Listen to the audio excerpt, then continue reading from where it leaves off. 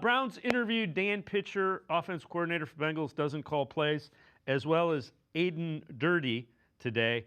They requested an interview with Jesse Minter, defensive coordinator for the Chargers. Here's Adam Archuleta, national game analyst, with his thoughts on Minter. If you look at his defenses, and really that's how I really like to evaluate coaches, offense and defense, but him specifically, I see his players and they play with a clear purpose. There's not a lot of confusion. There's not a lot of gray area.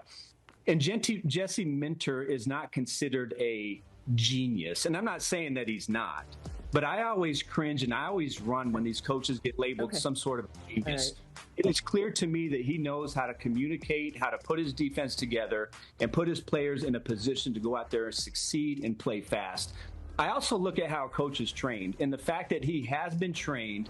Well, he's a son of a coach, but he has been trained and he has experience with Harbaugh, understanding how to run an organization, how to set the culture, and one of the great culture setters that we've seen in the National Football League and in college. So to have that kind of experience, and a young guy that's kind of removed from the old guard, that I think really has a way of connecting with his players, getting them to be held accountable, but also connecting and being able to relate with them. And that's how he's able to get the best out of those guys. So I think that he is one of the young coaches who is going to get his shot. I think he's going to do a great job with it. Again, G. Bush, I don't know enough about him to know that. I know he's a well-regarded, young, up-and-coming head coach. I don't know if this is a great situation for said head coach or said head coaching candidate. There's a lot that goes on in Berea. This is, I'm glad you brought that up. This is one of the jobs that's one of the most difficult jobs to get, and difficult jobs to actually deliver in.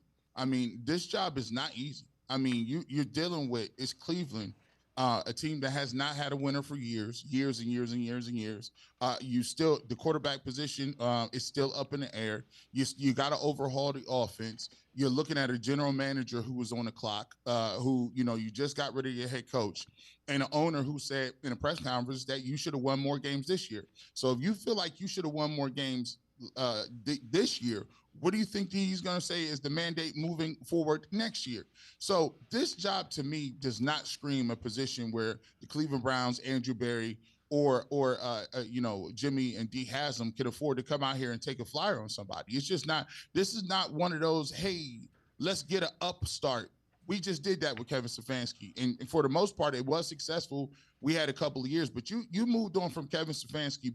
And he had some hardware, two-time coach of the year, had some playoff appearance. You moved on from him because you said that wasn't good enough. You felt you reached the ceiling. Well, now, why would you go back to guys who are the first? Some of these candidates are first-time head coaches, and they haven't called any plays. So they haven't even had that part on their resume. They haven't called plays as a coordinator. So we're skipping a couple levels here. This is not a place where it's a job where you're looking for guys that need on-the-job training. That's not what the mandate. To me, it has to be a very specific set of skills, a very specific resume that the Cleveland Browns are looking at. And that is why, as I look down this list of the guys that they're bringing in, these scream, hey, we need to give guys a look. Maybe it's a fact-finding situation. Hey, we'll put some stuff in the Rolodex for maybe down the line, or we want to know what these guys and around the league feel about our plan. Or, a lot of it is, hey, you bring guys in for interviews and how they do it in corporate America, they may give you a project to do. Hey, listen, we want to increase revenue. And we want to, how would you handle our retention problem? Hey, we want to do more things in B2B and establish better supply chains. How would you look at our case, and how would you get better, and what would you do?